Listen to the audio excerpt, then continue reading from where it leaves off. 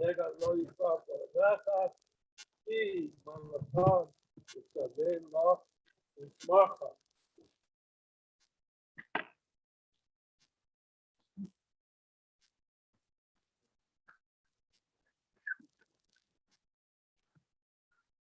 Yo, the Chicago, the Tokadai, the Nanama, everyone must be with you at the Alliance. We are still public hospital. The Rabov and the Tog of this hospital. To the South, to the so Hirami Solo, Kirami Pakapila, Pitch Ahuf, the Mama, Dera, Aloka, the Alok, get up the food, Karan, Paul, Ellen, the Ravo, the Necha, Zaka, Lojak, Habib Lamar Israel Perez, the President Union, Santa Monica Lotine, Raha, Ra, Nega, Loikwa, Raha, Steve, Alapati, Sevilla, Farfa, the Paul Dirachecha.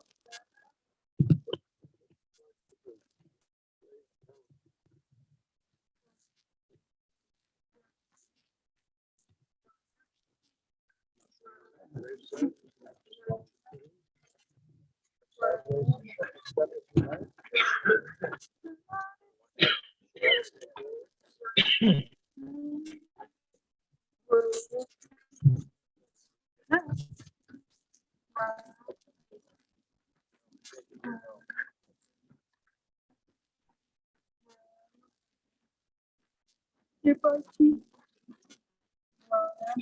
and gentlemen, if I could remind everyone to please turn off your cell phones for the service. The family has been seated. There are a few extra chairs about. Please don't be bashful.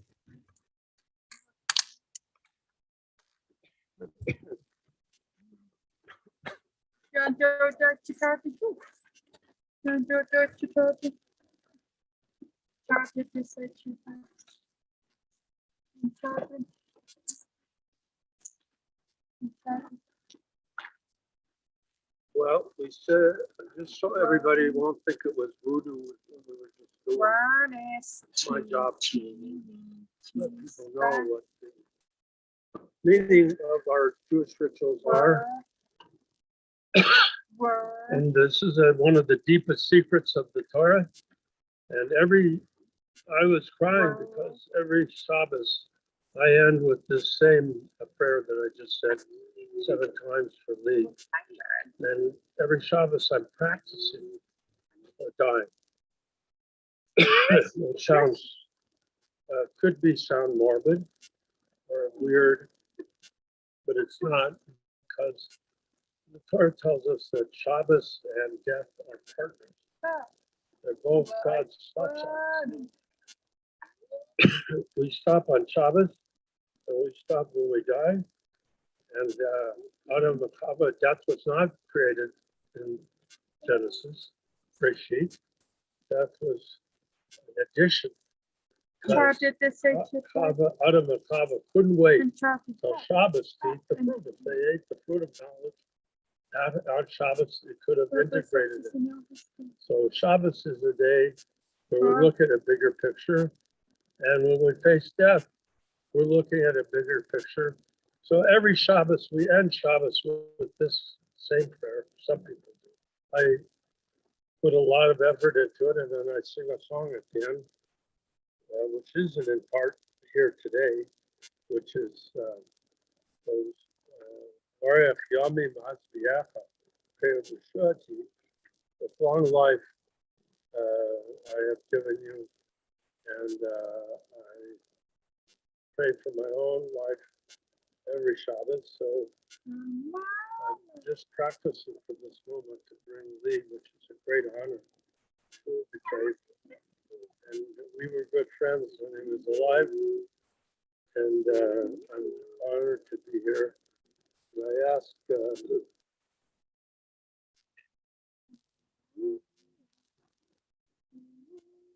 Yitzhak ben Shlomo for forgiveness if I in any way neglected him, didn't respond to his smile, which he always gave me. And I'm a therapist with Ron, we've worked together, and he was my only client that ever always made me feel better. When I met him, all the other ones want me to do something for them. We played pool for many of our appointments, which is also highly unusual. And then Lee introduced me to Lori Green. And I shared with Ron that Ellis Green, Lori's brother, also took care of him. He was alive. He was my friend in high school. But he was my only friend that died in Vietnam. It was very sad for me, and I know it was sadder for Lori. And to see how Ron and Lee fit together like a hand in a glove. And Ron always helped him since he was a little boy. It was very moving. And so I always loved playing pool with all the people at the pool hall knew us and knew Lee. They always looked forward to having it. And it was kind of a seedy place. So it was a unique chapter of my own personal history as a psychotherapist. To have that kind of session with somebody. Sometimes we do more for the clients at the pool hall. And that helped us both. So it was a very unique operation, not fully okayed by the whatever board oversees those kind of things. Very unorthodox. But it was pleasure to know Lee and Lori. And one of the most memorable things I was sharing with my own son, Josh, is Lee and Lori came over with Ron. And probably were there, Marilyn, at the hospital. Oh, yeah. Yeah. In the store. And we all remember it as one of the high points of our lives that came to visit. Josh it's not easy when you're totally paralyzed. So he really helped Josh with his smile. And the joy he brought in Simple Story. We danced together, all of us. And it was, I remember it, it's one of those landmarks. It was such a shocking part of our life.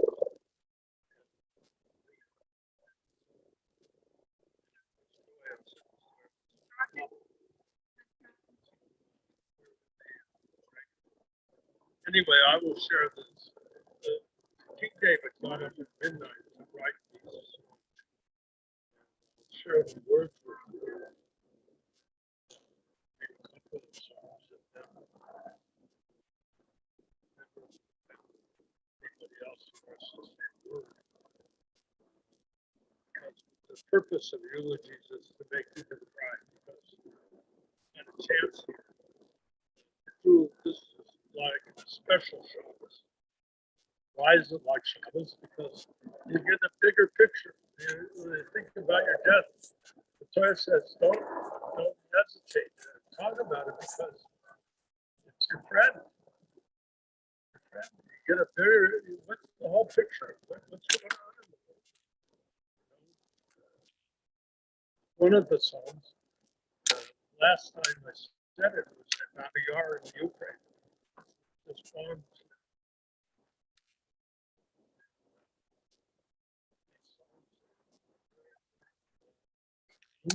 If you feel the words, so I'll just try to share them in English and ask yourself which words mean something to you. Which words can you feel? Because otherwise, it's just a ritual, and doing just a ritual now.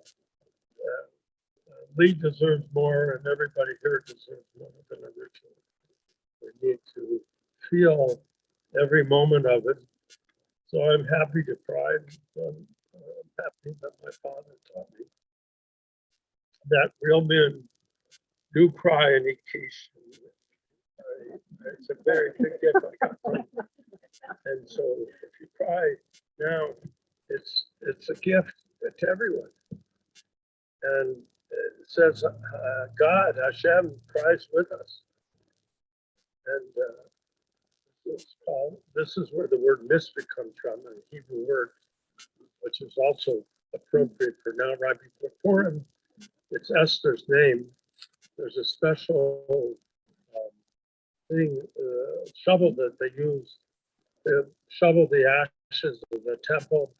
And it was also a flute that played over 100 different tunes. And it was called the Mistarim, which is the origin of the English word mystery. Death is the ultimate mystery. Hashem, God is the ultimate mystery. And we have a chance to think more broadly today than we do other times. And this is a special gift. And birth and death are also one circle. It's not separate. We cry at our birth and we cry at our death. And what does it mean to be a human being? We cry at our birth and our death. What does that mean to us?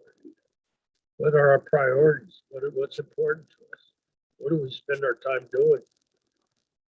These are all questions to ask as we put the dirt on Lee, and we'll all participate in that. And we don't give it over to professionals or hired staff or anything, because this is us. We're all tied as human beings. We all die, and we are tied together in this common bond of death. And here's the words of the psalm. You dwell in the shelter of the Most High, abiding in the shadow of the Almighty. I say of my Lord, my refuge and my stronghold, my God in whom I trust, that God will deliver you from the ensnaring net, from the destructive plague.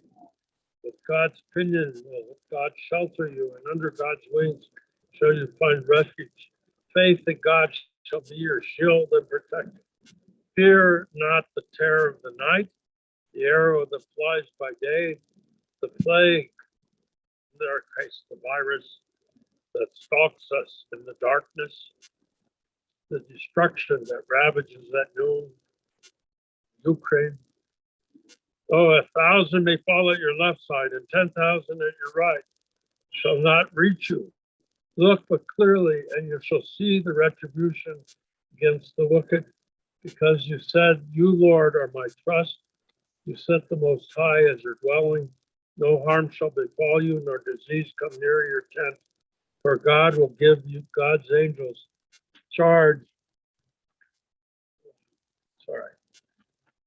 Concerning you to guard you.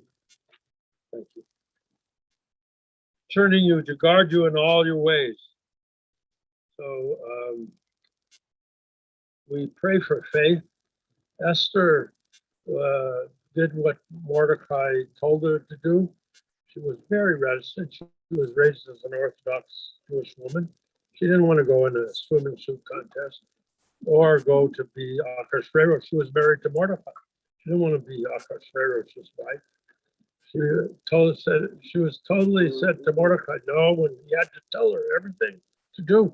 But she prayed for faith, and she got it, and she prayed for composure. She didn't pray to solve the genocide problem that was there.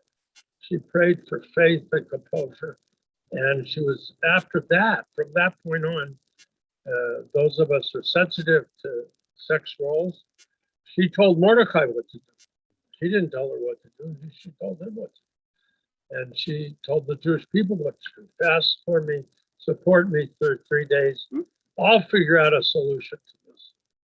And she gained, she says, I'm smart enough, but I didn't have the faith of myself and the faith of God to get through this. So she prayed for her own composure.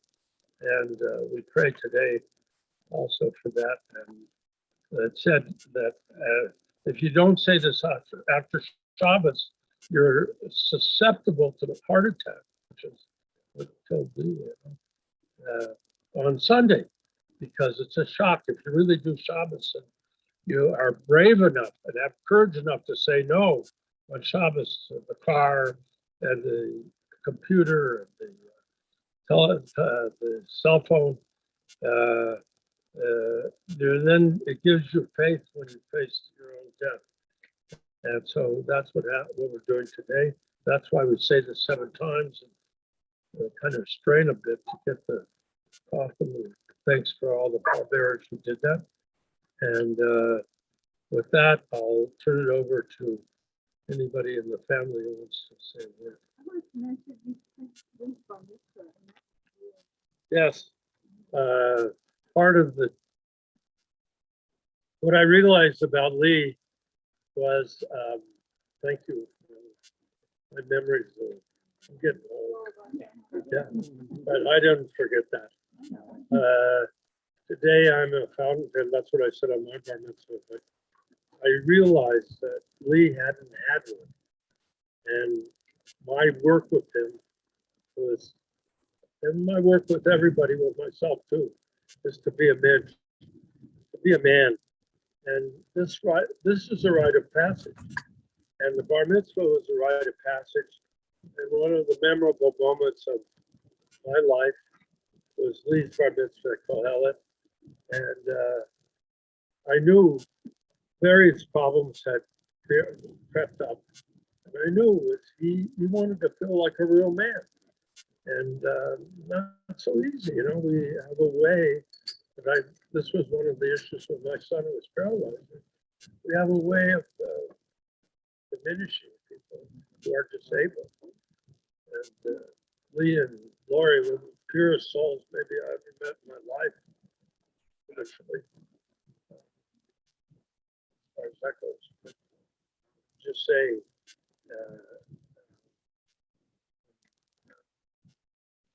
my son teaches me every day.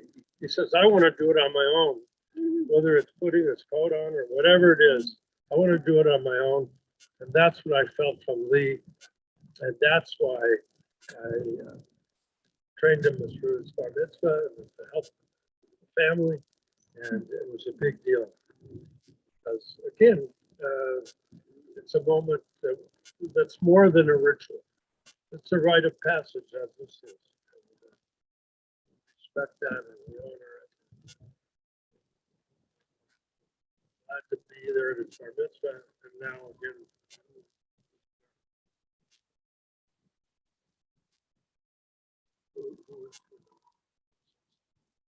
Who's not going to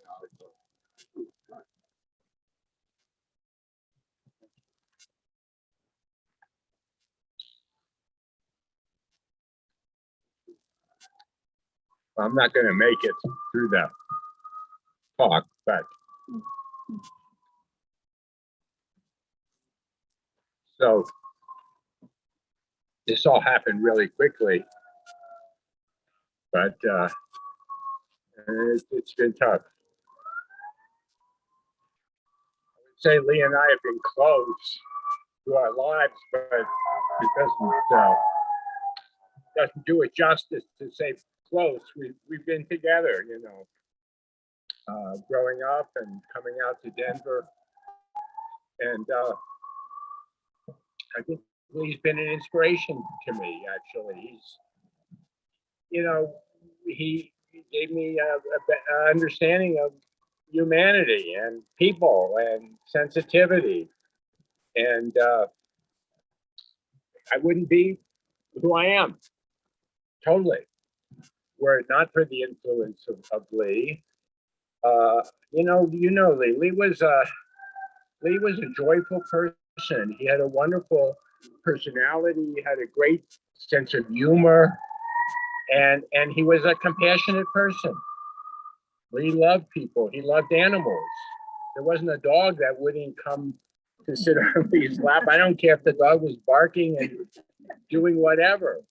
And Lee would love going to the zoo. He lit up other people as well, not just me, people that was around. So Lee was at the workshop, lived 20 years or more, lived in a group home, And Lee was a mensch, and uh, it's it's hard for me to be without him. Just just so you know, I mean, a little bit. We grew up in Cincinnati, and Lee came out here shortly after I came out for the Army, and then we decided to stay here and brought Lee out, and then he had his bar mitzvah. Uh, what about Lee? He liked his animals. He liked people. He liked to go places. He liked to do things. He liked to help others. And since even before he came out, Lee was a teacher at a kindergarten, an assistant teacher. He was in his own class, and they realized Lee is good with kids. And he was an assistant teacher at Temple Shalom in Cincinnati before he came out here, and always liked to participate in all the Jewish festivals and things. But he was a good guy. He was just a good guy, and he lit up the people around him. I think he was a stalwart. He loved the workshop, Shalom. You're here. He never missed. He wouldn't miss a day. 20 years, he probably missed 2 days. and he would never miss.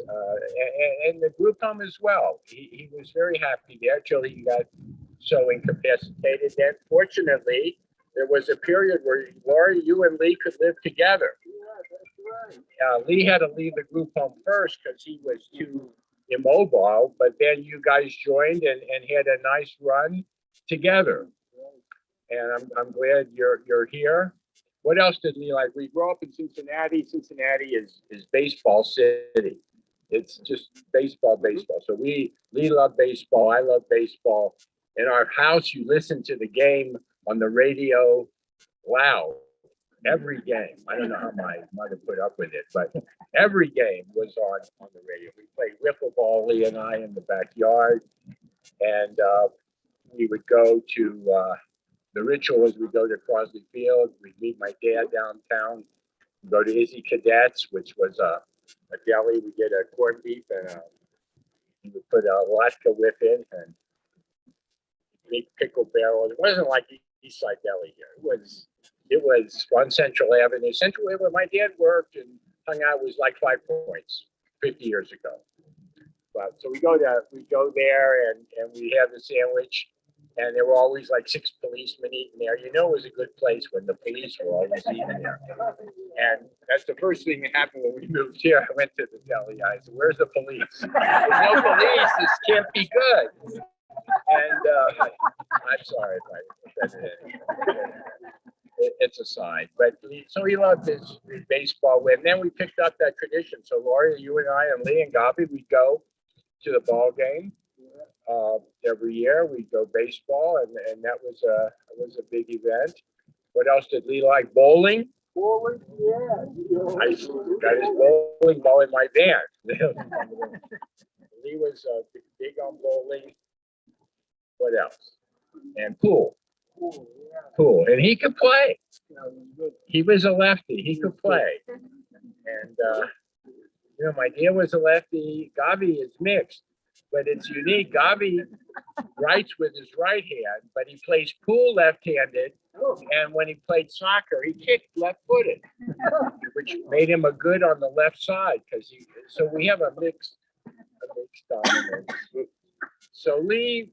You know, I think he touched everybody that knew him. He was enthusiastic, he was lively, and he loved people. He didn't like being by himself. He loved people. He liked interacting. And, you know, every once in a while, you know, I was a psychiatrist at Kids Success Program at Jewish Family for like 30 years. I did. And then we were paying social workers in certain Denver public schools. And we would cross paths sometimes with the people from Jewish Family, and they said, "Oh yeah, you're Lee's brother," and that's who I am. People, I can't tell you how many people come up. "Oh, you're Lee's brother," and I'm still always going to be. That's part of my identity here. I'm Lee's brother, and I'm all the better for it.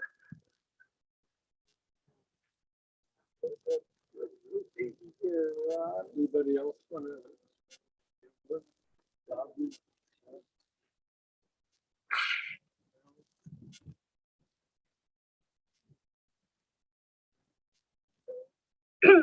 First of all, I'm really happy to see all of you here. Just a testament to, you know, my uncle's spirit and how many people he touched. And to have Lori, his best friend of many years here, is really special. You know, I've lived away from Denver for quite some time, so I didn't get to see Lee all that often, but every time I came home, Lee would get so excited and he would give me this big hug. And I mean, not like these little hugs that we give each other. This is like a big bear hug, and he'd hold you so tight that you'd think your spine was gonna break, and he wouldn't let you go. And it was just like, this is how, you know, human beings are meant to connect. And the other thing he would say, since I was little, but up until this visit last Rosh Hashanah, he would say, Sarah, you got big. You know, Lee and Lori actually came out to San Diego a couple of years ago, which is a few hours from where I live. And there's some photos of that on that table there. And that was really special to go to the beach with them. And Lee was just having the time of his life, telling me how they went to SeaWorld. Like everybody mentioned, he loves animals, be it a bird or a dog or a cat. And, you know, an animal could be, wouldn't want to go near anybody else, but they always wanted to go near Lee. And, you know, we'll miss him greatly. And he really had just such a big effect on all of us. And, you know, I think, like my dad mentioned, a lot of, you know, my dad is like one of the most compassionate, caring people. And I think a lot of that came from growing up with me. And just, you know, we'll try to carry on what I can of Lee's memory. And the one other thing that I won't forget is his laugh. He really found the humor in anything. He could be going through a tough time, but he'll laugh at a joke. Even if it's not a joke, he'll give you a good laugh. Yeah.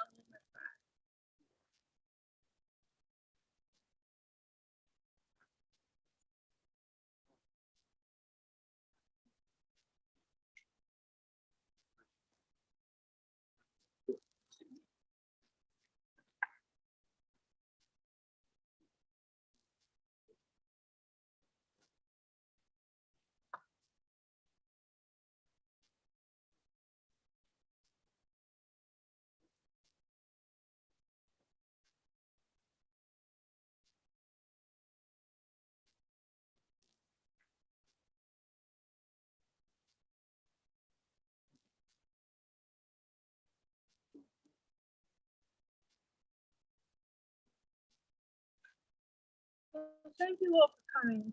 I know we really enjoyed co-health services. He was there every holiday and sometimes on Shabbat, and that meant a lot to him. Sometimes we were at his bar mitzvah. And so Ron and Lee and Lori and Lee had the most beautiful bond that I rarely see among people. I mean, especially, you know, two adults. And they could just read each other. They didn't even have to talk. They could just read each other. And it was just beautiful. I used to cry about it. It was just so beautiful. And Lee was you know, big guy, and but, and, you know, he had some trouble with speech. And so he had trouble communicating sometimes. But he was a really, really sensitive guy. And as many of you know, Bobby and Rosina adopted a little baby a couple of years ago. And the first time we met her really got me, you know, I was talking about the bear hugs, and I was thinking, please don't hug her too tight. And he was so sweet and gentle with her. And she bonded with him immediately. She she just was so comfortable with him immediately. He was so gentle. He didn't really just kind of hugged her a little bit and kind of tapped her and rubbed her, and it was so sweet. It was just so sweet. And then the other thing I wanted to say was when we had surgery a number of years ago. Ron and I were at the hospital, and we that night after the surgery, he was having trouble. He had all this medicine. We were thinking he was gonna fall asleep, but he didn't. And so I stayed, and then I was gonna leave at 11 or 12, but every time I went to leave, he would stir. So I would just stay. So I stayed there all night, and we talked all night long until like 6 in the morning. And it was just amazing. I mean, he's alone with you, and of course he was, on pain meds and everything. But he talked and talked and talked. And one of the things he did was he asked me why I became a psychologist. Now that is such deep. So he really wanted to know me, and ask questions about everybody in the family and detailed questions. And I was just so impressed about how sensitive he was and all the things that he was picking up. I mean, I never talked to him about being a psychologist, but all the things that he was picking up that, we didn't know he was picking up. And he expressed it a lot physically in his hugs and his smile that people have mentioned. And people that really, especially people that really took time to get to know him, really loved him.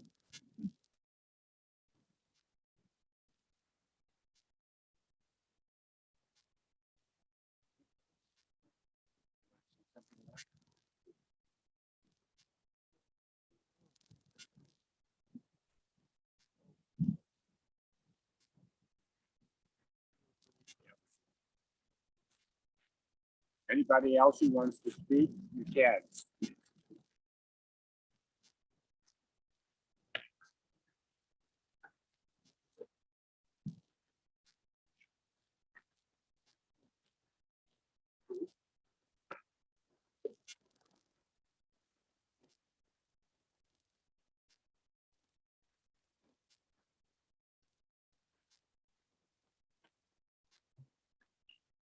I meant to mention the other time I said this psalm was before Lee would give me a hug, because somehow he thought I was, like a big tough guy.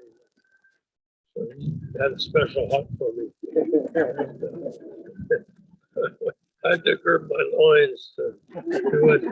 But I wanted to stress one other point with Laurie here. That part of this bigger picture I'm talking about is seeing how pieces of a puzzle fit together. And it wasn't a coincidence that Ron and Lee came and replaced Ellis, because I was Ellis's friend in high school, and he was a special person. He took care of Laurie just like he did. And then when he passed away in the Vietnam War, God said, let's send Lee and Ron to replace him. And that's not an accident or a coincidence. That's the hand of God. It's good to appreciate those moments. And so really thank Laurie for being here today. Appreciate it. Thank you very much. So we'll read one more psalm, and then we'll put the dirt on the casket. And if anybody wants to say anything to Lee particularly, that's welcome. Does anybody else want to say anything? Yes.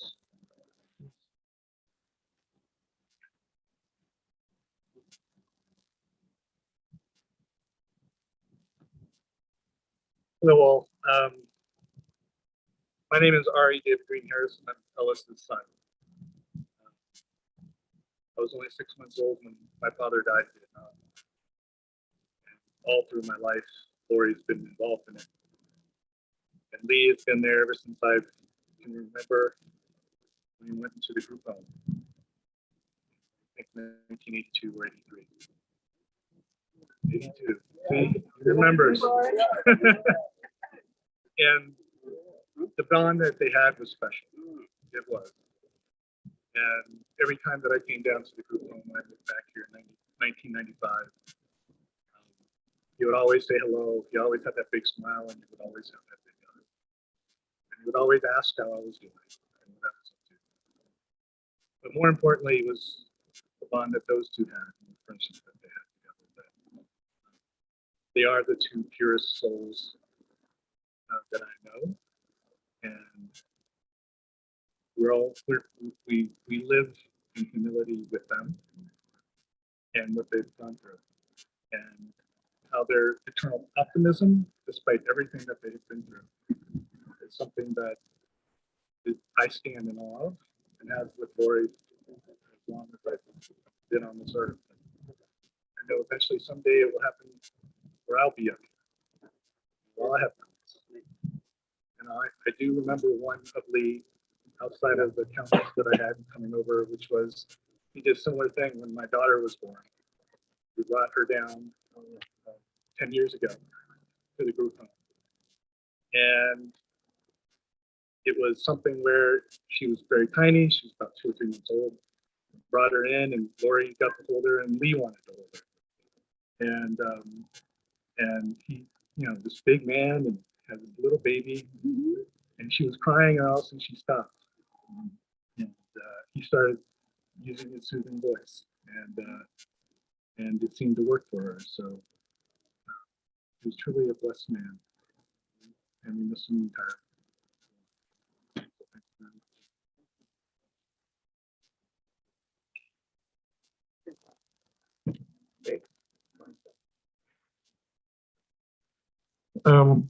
Me and Lori, same roommates, and he's a good friend, and I love him. He's my too. He's pretty good. There's some good roommate.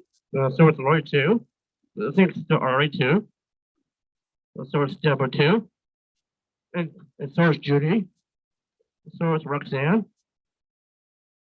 And I just miss him. Just love him. And what to say? Here. What to say? Amen.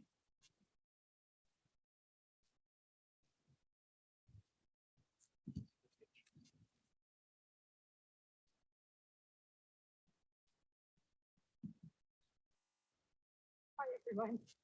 I met Lee about 11 years, about 11 now.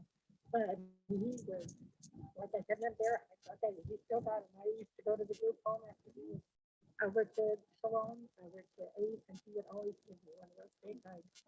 And I would bring my grandsons over, and they loved him. He would play with them. He would wrestle with them. He used to always say, "Are your grandkids coming over to play today?" And he would like sit there, and they would come up and sneak away, and he'd grab them. He had so much fun with them.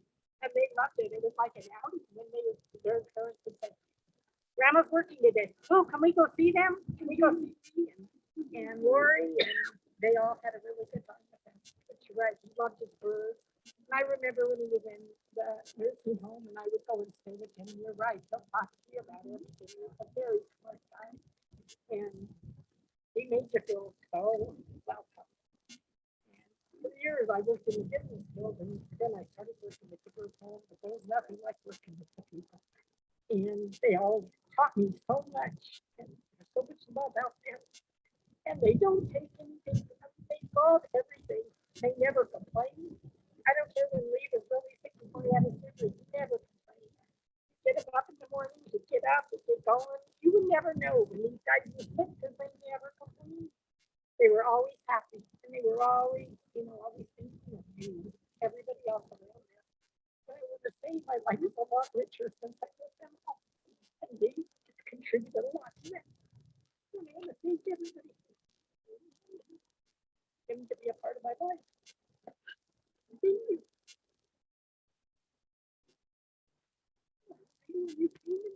Anybody else?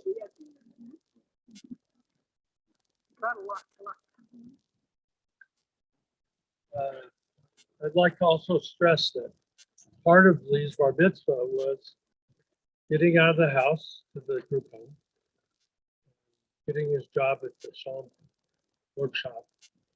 These were all things that he wanted to be a man. Rite of passage, many bar mitzvahs are meaningless rituals. And then that's the end of the Jewish education of the young person, unfortunately. But for Lee, it was and that also, he took it seriously. This was a sign of God that now he's a man and he can have his own job. Both of those are key. Watch. Help him value himself. But again, a lot of that is, most of us are not disabled, so we don't put ourselves in that shoe. Those shoes. It means a lot. Learn a lot from that. This example. So we'll read this.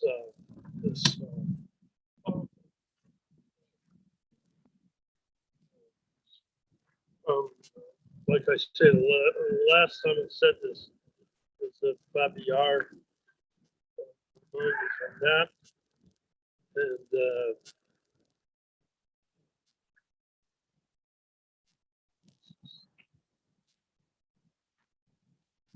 they become David.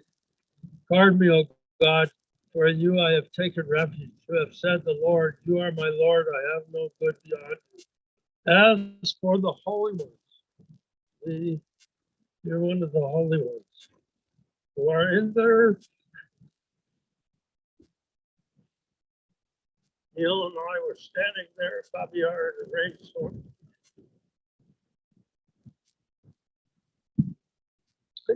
Feel the holiness emanating from the earth.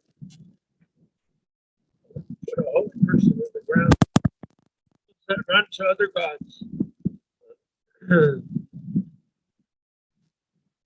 As for the holy ones who are in the earth and the mighty, in whom is all my desire, their sorrows will multiply. Those that run to other gods, their blood libations will I not pour out, nor take their names upon my lips. The Lord is my allotted portion and my share. You sustain my faith. Portions have fallen to me in pleasant places. Lovely indeed is my estate. I will bless the Lord who has given me counsel. My conscience admonished me at night. I have set the Lord before me always, because God is at my right hand. I shall not falter. Therefore, my heart rejoices and my entire being exalts. Also, my body will rest assured. For you will not abandon me to the grave, nor will you let me, your devout one, see destruction. You will make known to me the path of life. In your presence is fullness of joy. There is a delight at your right hand for eternity. When you have joy, you don't have to search for happiness. A lot of us spend our whole life searching for happiness. But Lee was present at the moment and felt the joy of the moment. And that's a special gift. Again, something I've learned a lot from to try to emulate. And finally,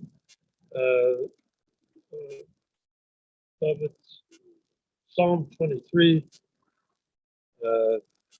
Mizmor the David, the song of David, who may sojourn in your tent, who may dwell in your holy mountain, one who walks in the purity as what is righteous and speaks the truth in the heart, who has no slander on the tongue, nor has done harm to a fellow. Lee and Laurie taught me what a gift it is not to ever lie, not to deceive anyone. Lee just couldn't be deceived. He couldn't deceive anybody. He was genuine. What? Or judge anybody. Yeah, he was genuine. No slander, no gossip. and not 1 ounce of, ego in him. What a gift, what a learning thing it was. Nor cast disgrace toward a neighbor, in whose eyes a contemptible person is repulsive, but who honors those who are in awe of the Lord, who swears truthfully even to personal hurt, and never retracts, who does not lend money at interest, nor takes a bribe against the innocent. One who does these things shall never falter. The song of David, the Lord is my shepherd, I shall not lack. God makes me lie down in lush pastures. God leads me to beside tranquil waters. God restores my soul and guides me in righteous paths for God's name's sake. Though I walk through the valley of the shadow of death, that's where everybody is right now. The shadow of death. I will fear no evil, for you are with me. Your scepter and staff, they comfort. You prepare a table before me in full view of my adversaries. You have anointed my head with oil, my cup overflows. May only goodness and kindness pursue me all the days of my life. I shall dwell in the house of the Lord for a length of days. And now we'll put the third on. Everybody should participate to the degree you can. Ron will start it off with family by actually putting handfuls of dirt,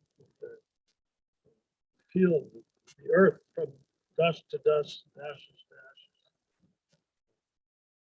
All go back to the earth. Okay. So,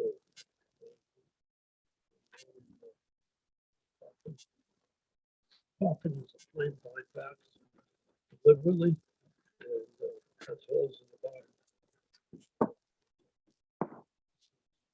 We had the first organic funerals.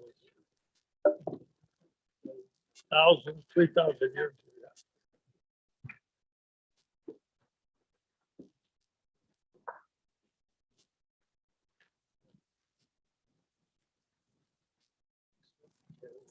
Sarah, just use your hands. Other people use their shovels. The sound is important. The love.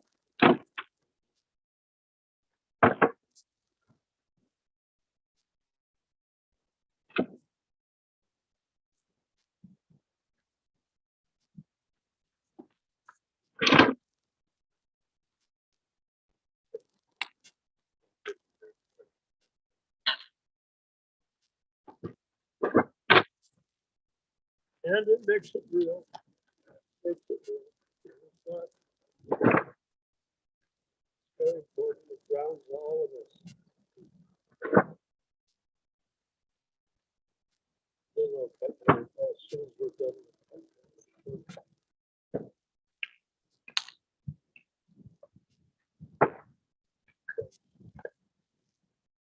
And when the grave is finished covering, then our most ancient Jewish custom is ripping our clothes. That person will keep the ripped shirt as a memorial. And it shows that hearts are broken.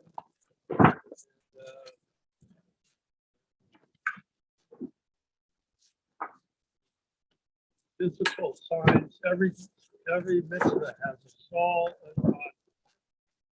Soul is what everybody here is willing to feel.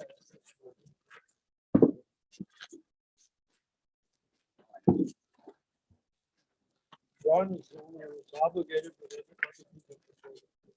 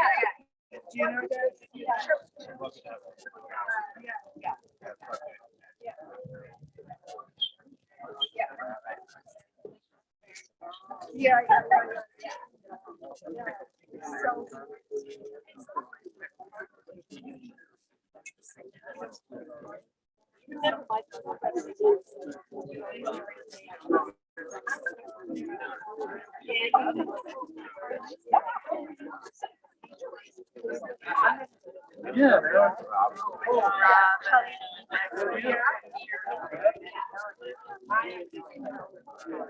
Yes. Yeah,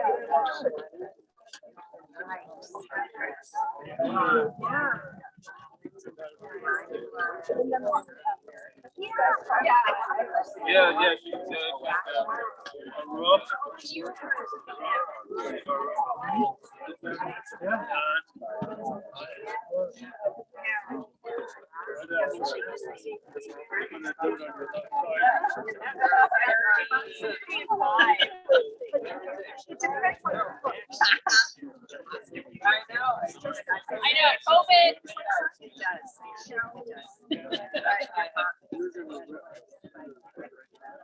And I.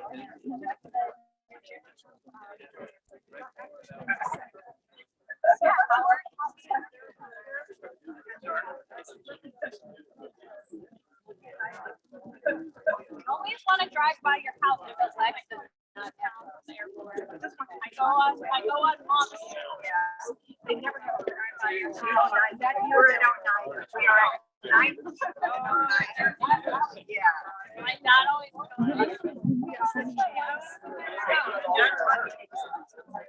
So, I mean.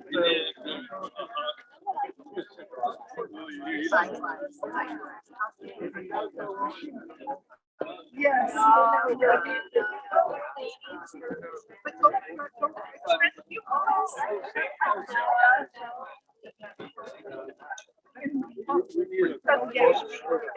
Get there before.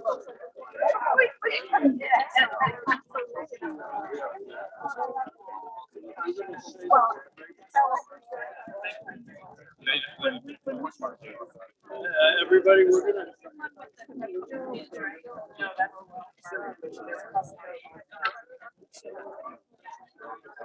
Okay. We'll wait.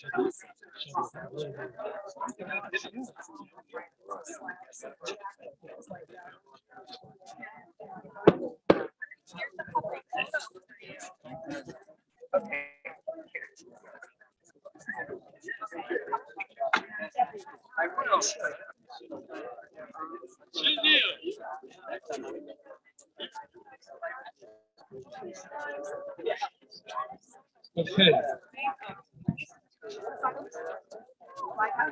Okay, please, we're not done yet.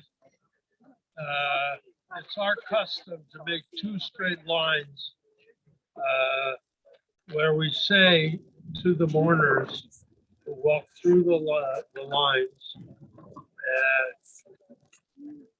may the place of the universe comfort you among the mourners of Zion and Jerusalem.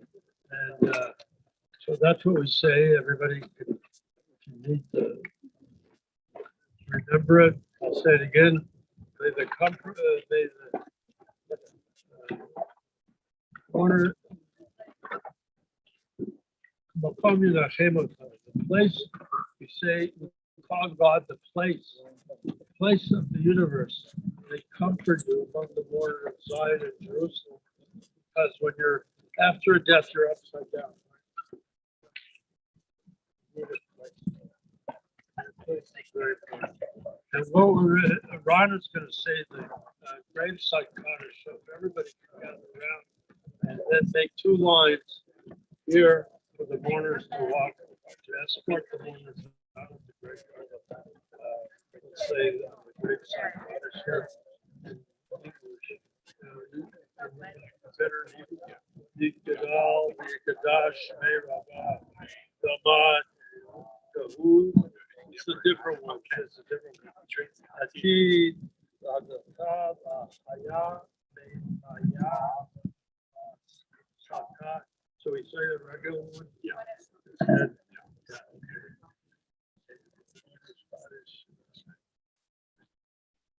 Yikadal, Yikadash, Meirabah, Yomad, Yibrak, Kibute, Lik, Makute, Makai, Hom, Yikon, Makai, Yikon, the Israel, Agolo, Vizman, Karim, Mame, Yehish, Me, Rabba, Mibora, Lomo, Meomaya, Yidbarak, Vishtabak, Vishbar, Vishtabak, Yinasei, Vitadar, Vitaleb, Vitalal, Shay, Kushab, Rifu, Lehila, Kol, Birhata, Rata, Tustafata, Vitahabata, Tamiro, the Alma, Ibro, the H, Lava, Rabba, Shamaya, Achayim, Malenu, Al Israel, Ibro, Ome, Ose, Shalom, Ibro, Rav, Huya, Se, Shalom, Malenu, Al Israel, Ibro, Ome. Now, this is through holding these hands through purgatory. Yes.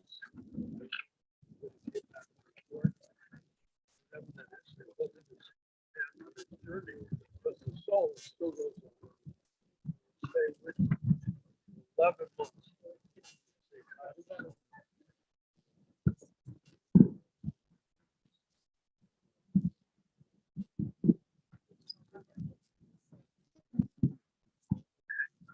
So, two lines, please.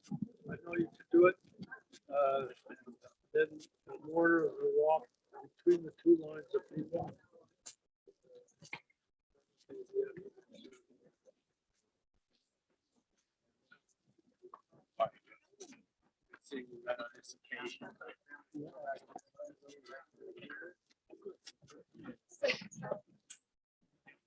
Great.